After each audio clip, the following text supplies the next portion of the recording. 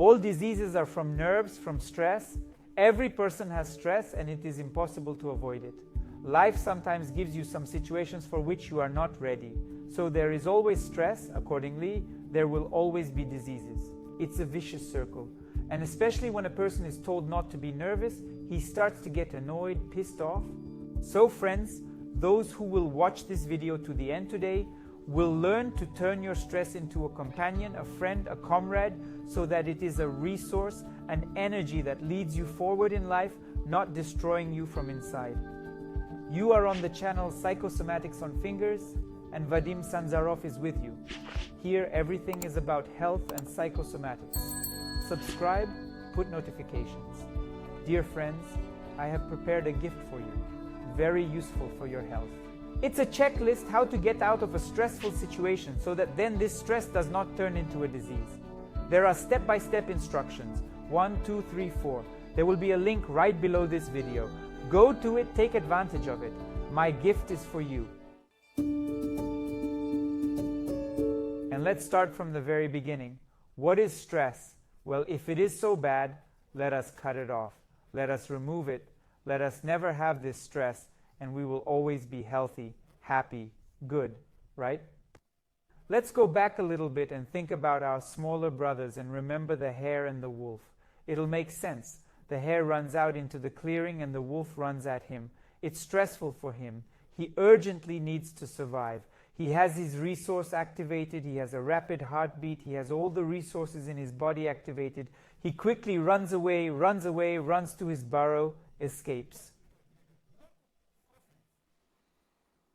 If he hadn't had stress, he would have gone to cuddle with the wolf, make friends with him. But in reality, his life wouldn't have lasted very long. You realize that this mechanism is necessary. It's very important. It's the mechanism of evolution. But what's interesting is that this mechanism is imprinted on the bunny. And now even when he smells a wolf or feels some triggers like movements or something, he immediately starts to escape, to hide, to survive. And this pattern he will pass on to his children. Children who have never seen a wolf in their lives will be afraid of it. Why? Because it's already in the genes, so this reaction is passed on this way. So stress is good for animals, but we are humans. We are a little bit more complicated. Yes, there are some animalistic features in us, but we are far from being animals. We are intelligent, we write books, recite poems, develop economy, and so on. And yes, indeed, there are stressful situations. You are walking in the same forest, a predator runs at you, you get activated, attack it, or run away. Each of us probably ran away from a dog in their childhood. And you remember that state when you ran 100 meters much faster than you did during your PE lesson, because your life is at stake, not your grade, or you jump on a fence. This mechanism is important, it's necessary, stress is good. But there are a lot of stressful situations in our lives that are virtual when there's supposedly a threat, but it's not real. Look, when the dog is real, I can do something about it. But when it's imaginary in my head, I'm afraid of what people will think about me. I'm afraid of being alone, not needed by anyone. I'm afraid I'll get fired or something will happen, some drama. And it seems like these thoughts are virtual, that is, nothing is happening yet, or maybe something is happening, but I perceive this situation subjectively. But for my brain, for my hormones, for my body, it's real. There is no past and future for our head. We are living everything here and now. If you remember being scolded by your teacher at school near the blackboard when you were not ready for the lesson, here and now you are shrinking a little bit, even though you're an adult. If you move forward and it seems to you that you will be fired in a year, and it may seem where this year is, when it will come, you are already uncomfortable now. So we are living everything here and now. Also, in stressful situations, our imagination activates our certain programs. And so we have no one to run away from. When there's a real dog or a wolf, we at least understand what the triggers are. But when it's in our head, day by day a person is spinning in this, running around in circles. They have either fear or anger or frustration or something else. Yeah, and it starts to destroy them, to drain them. I mean, originally it was the thing that gave them energy to fight, to run, to go forward. and now it's destroying them, draining them from within.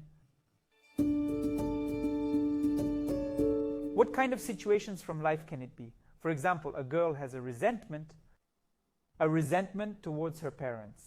And she does nothing with this resentment. She is constantly boiling in it. Boiling, yes. And parents are like a trigger that activates it. Or a woman at work feels anger, some injustice, but she does not do anything with it, does not express it, does not show it, and the anger starts to destroy her day by day. Or maybe it is a person who cannot say in the family, is afraid to show himself. If I say, I will be abandoned, I will not be understood, I will be condemned. And every time he swallows these words, and he has chronic inflammatory processes in his throat. Thus the situations seem to be real, but a person lives them inside virtually, imagines what can happen, what they can think about him, how it can happen. And these thoughts stop him, and this energy in the body closes, and then it turns into stress and starts to destroy him even more. So what do you and I need to do? Number one is to realize that stress is a good thing, that stress is like a red light bulb, the red light bulb in your car that reminds you to change the oil or that you're out of gas. Is that good or bad? Of course it's good. It would be bad if you went on a trip, yes, and halfway through you ran out of gas without you even knowing it. That's what the light bulb is telling you, that you've got something going on. Just the same happens with stressful situations. We actually get stressed beforehand. We start to have a compulsive thinking. We try to push our thoughts away, that is, we just think about one thing all the time. What they would say about me, what they would think about me, or that there is some situation at work that I can't solve, or something in the family. That is, there's some situation that is constantly being thought about. So most of the time we try to push it away, but on the contrary, we need to work with it. In the checklist, I will tell you in detail how to work with it. So step one is to realize that stress is a good thing. Step number two is to learn to work with your emotions, to learn to understand them, to learn how to talk them. I deal with emotions in detail in the basics module of my annual program on psychosomatics. We go through all the emotions, I tell you about their cause, their origin, and how to work with them. But even now you can just say, I'm hurt, I'm angry, I'm scared. Let's put it this way. The most basic emotions are fear, anger, then goes resentment, frustration. But when you say them to yourself, you are feeling better because you start to understand what you feel. If you don't understand what you're feeling, it's more difficult for you. You're overreacting. So step number two is to learn to talk your emotions that are present at the moment. On this stage, you need to realize if your emotions are adequate. Is someone really attacking you right now? Is someone really trying to hurt you right now? And more often, a person will think, yes, they want to hurt me, yes, they want to do it. But it will not be true. It will be a fantasy. That's what he thinks. The only way to get out of this state is to say it. Do you really want to offend me? Do you really think about me like this? And most of the time, in 90% of cases, people will say, no, we're just making it up about ourselves because we have such a psychological mechanism as projection. What you think people think about you, it's you who think this, not them. That's what tautology is. Everything you have in your head is about you, but not about others. That's why you and I in psychosomatics get out of our shells and look at the world differently. It's not dirty, not stained, but light. So the second step is to recognize your emotions, and the third step is to take some action. You need to take actions to get out of stress. The more you are boiling in your emotions, the more you go towards neurosis, towards exhaustion, towards chronic stress, and there are no actions. There is a simple mechanism. If there are lots of thoughts and little action, you get stress. If there are less thoughts, more actions, that is many actions, few thoughts, you get a healthy person. So always channel your stress into actions, into movements, into activity. And by the way, I have a request for you. Write in the comments under this video what is creating a stressful situation in your life right now that you subjectively can't deal with. Be sure to write. I will read and prepare another video for you where I will analyze perhaps some of your situations.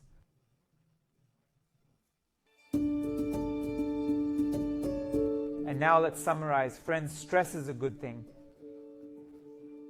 It happens to absolutely every person. It is bad when a person does nothing about it, just rolls around in his emotions, does not understand where they come from, does not understand what they are for, and does not act. Then they destroy him.